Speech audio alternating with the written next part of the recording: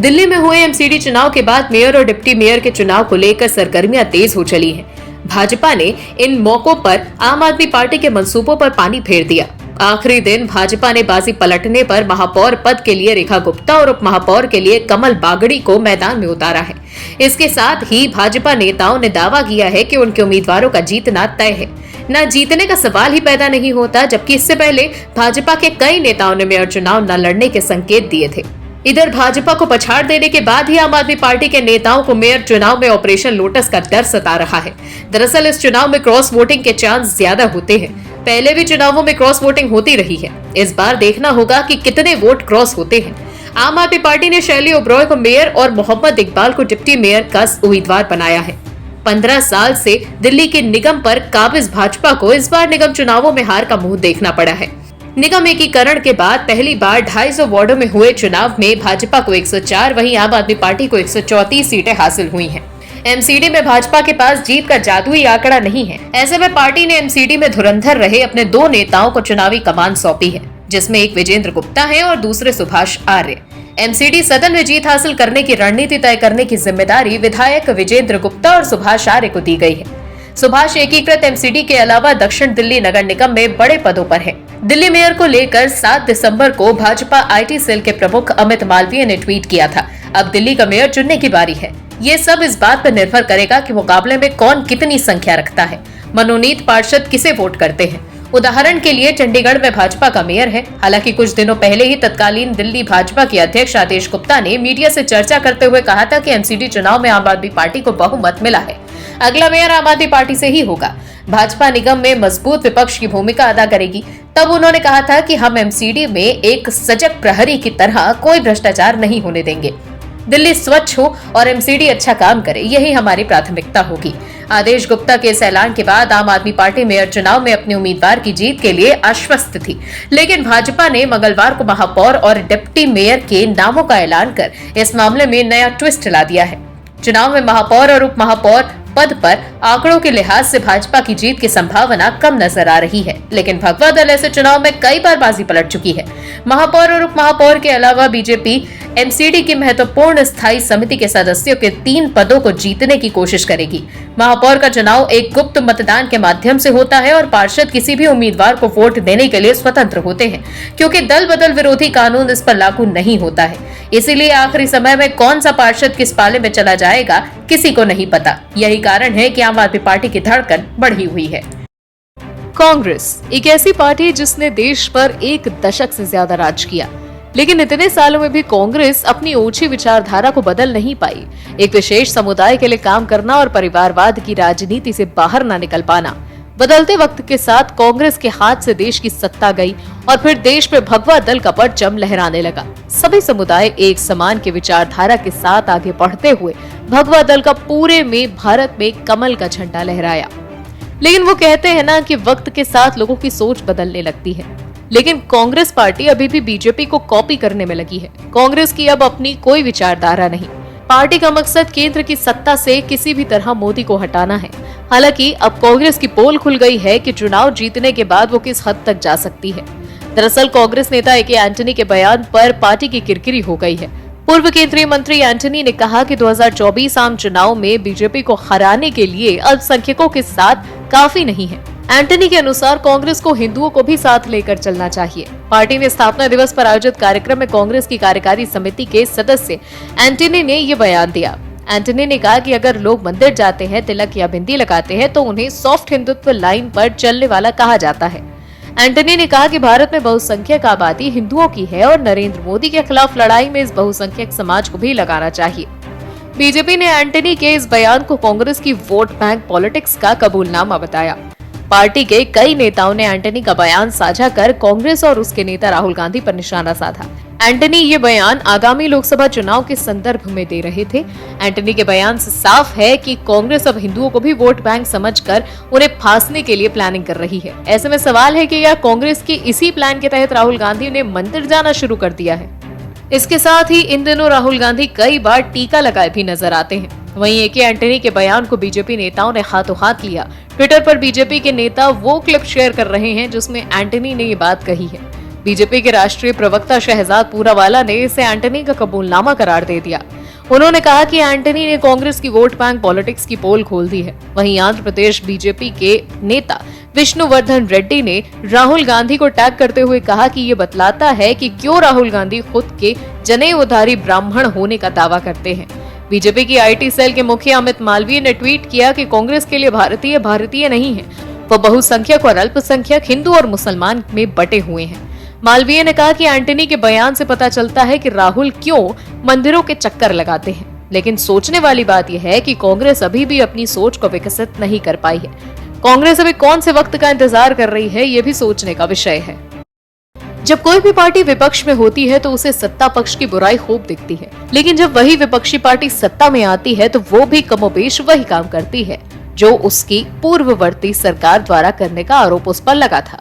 आम आदमी पार्टी हमेशा से केंद्र में बैठी बीजेपी सरकार पर यह आरोप लगाती आ रही है कि भाजपा ने कलम को गुलाम बना रखा है, किसी को भी लिखने या बोलने की आजादी नहीं है। आम आदमी पार्टी ये कहती आई है कि बीजेपी की राज में प्रेस की आजादी खतरे में है, देश के चौथे स्तंभ को कमजोर किया जा रहा है। लेकिन जब यही आरोप पंजाब की आम आदमी पार्टी सरकार पर लगे तो क्या सूचना मंत्री, क्या मुख्यमंत्री और क्या प्रवक्ता, जो हल्के विपक्षी हमले पर भी घड़ी घड़ी प्रेस वार्ता कर राजनीतिक हमला करने से जरा भी गुरेज नहीं करते थे।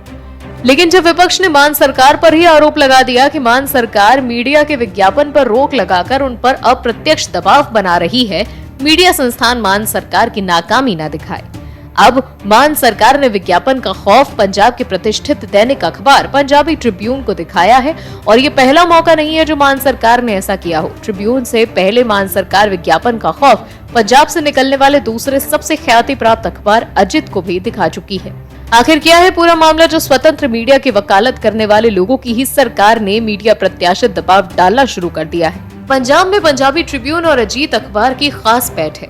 दोनों ही अखबारों ने जब मौजूदा आम आदमी पार्टी सरकार के खिलाफ तार्किक सामग्री का प्रकाशन शुरू किया और पेड न्यूज न छापने का निर्णय लिया तो आनन फानन में दोनों अखबारों के विज्ञापन क्रमशः रोक दिए गए। इलेक्ट्रॉनिक मीडिया को भी विरोध में तथ्यात्मक खबरें चलाने के लिए सबक सिखाते हुए एक चैनल ऑन एयर के मालिक और संपादक के खिलाफ पॉस्का सरीखा सख्त एक्ट लगाकर पुलिसिया रौब से खौफजदा करने की कवायद की गई। इस पूरे प्रकरण पर राज्य के प्रभावशाली लोक संपर्क मंत्री अमन अरोड़ा कमोबेश खामोश हैं और फिलवक्त यही कह रहे हैं कि अधिकारियों से बैठक करेंगे, जानकारी लेंगे कि ऐसा क्यों और कैसे किया गया। अरोड़ा का कहना है कि जब ये सब कुछ किया गया तो वो देश से बाहर विदेश में थे। साफ जाहिर है कि अजीत समूह और ट्रिब्यून ग्रुप की बेबाक, निष्पक्ष और जनपक्षीय पत्रकारिता रत्ती भर भी उन्हें रास नहीं आई। आम आदमी पार्टी को समझने की जरूरत है कि कमजोर मीडिया बेजान लोकतंत्र पैदा करता है। मान सरकार को समझना चाहिए कि पत्रकारिता का असली धर्म है जनता की असल समस्या को सरकार के कानों तक पहुंचाना। वहीं पंजाब के इन अखबारों पर मान सरकार द्वारा विज्ञापन रोकने या उनके खिलाफ कार्रवाई को लेकर बीजेपी और कांग्रेस ने भी मान सरकार पर निशाना साधा है। दिल्ली एमसीडी चुनावों में 15 साल बाद हार का स्वाद चखने वाली बीजेपी ने भी मेयर चुनाव को लेकर अपनी कमर कस ली है। नियमानुसार पहली बार महिला मेयर होने की वजह से आम आदमी पार्टी और बीजेपी ने अपने अपने प्रत्याशी घोषित कर दिए हैं। जहां तक मेयर पद पर जीत की है तो पब्लिक फिगर होने के नाते दोनों के बीच कांटे की टक्कर है, लेकिन एमसीडी लंबे समय तक सत्ता में बनी रही। बीजेपी को अपने मैजिक पर भरोसा है, उसी के भरोसे बीजेपी इस उम्मीद में है कि इस बार भी उनका ही मेयर होगा, और वैसे भी भगवा दल को गेम बदलने पर ज्यादा भरोसा है। लेकिन वहीं दूसरी ओर दिल्ली के डिप्टी सीएम मनीष सिसोदिया कुछ अलग ही करने की कोशिश कर रहे हैं। आपने वो कहावत तो सुनी ही होगी कि हाथी के दांत दिखाने के और खाने के कुछ और होते हैं, तो आम आदमी पार्टी को दांत दिखाने पर ज्यादा भरोसा है। अरे तभी तो मेयर चुनाव से ठीक पहले दिल्ली के उप मुख्यमंत्री मनीष सिसोदिया ने खुद मोर्चा संभाल लिया और बुधवार को वो मेयर और डिप्टी मेयर पद के उम्मीदवारों के साथ ओखला में कूड़े के पहाड़ पर चढ़े और दोगुनी तेजी से इन्हें खत्म करने की बात कहने लगे। सिसोदिया ने कहा कि वो हर सप्ताह इन पहाड़ों पर जाकर काम की मॉनिटरिंग करेंगे। अब आप इसी बात से अंदाजा लगाइए कि जो आम आदमी पार्टी ने मेयर पद के लिए उम्मीदवार घोषित किया, उसी के साथ मनीष सिसोदिया ग्राउंड जीरो पर जाकर चुनाव का रुख बदलने की कोशिश कर रहे हैं। आम आदमी पार्टी की ओछी राजनीति पर अब किसी को भरोसा नहीं है, और वैसे भी दिल्ली में आम आदमी पार्टी भगवा दल के मास्टर स्ट्रोक से पूरी तरह से हिली हुई है। आपको बता दें कि एमसीडी चुनाव में दल बदल विरोधी कानून लागू नहीं होता है। लोकसभा और विधानसभा के उलट पार्षद किसी भी दल के प्रत्याशी को वोट दे सकते हैं।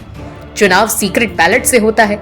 आम आदमी पार्टी को आशंका है कि बीजेपी उनके कुछ पार्षदों को अपने पाले में लाने की कोशिश कर सकती है। आप नेता पहले भी भाजपा पर खरीद फरोख्त की कोशिश का आरोप लगा चुके हैं। जहां एक तरफ भगवा दल पूरी तैयारी में दिख रही है, तो वहीं दूसरी तरफ आम आदमी पार्टी दिखावे की राजनीति कर रही है। दिल्ली में मेयर का चुनाव बेहद रोमांचक है। अंक गणित के हिसाब से भले ही आम आदमी पार्टी मजबूत स्थिति में दिख रही हो, लेकिन राजनीतिक जानकारों की माने तो भाजपा चौंका भी सकती है। आम आदमी पार्टी को आशंका है कि बीजेपी उनके कुछ पार्षदों को अपने पाले में लाने की कोशिश कर सकती है। आम आदमी पार्टी नेता पहले भी भाजपा पर खरीद फरोख्त की कोशिश का आरोप लगा चुके हैं। दिल्ली नगर चुनाव 2022 के बाद अब मेयर पद को लेकर भारतीय जनता पार्टी और आम आदमी पार्टी में रार मची है। यहाँ पर सवाल ये उठता है कि आखिर बीजेपी किस मैजिक के भरोसे है।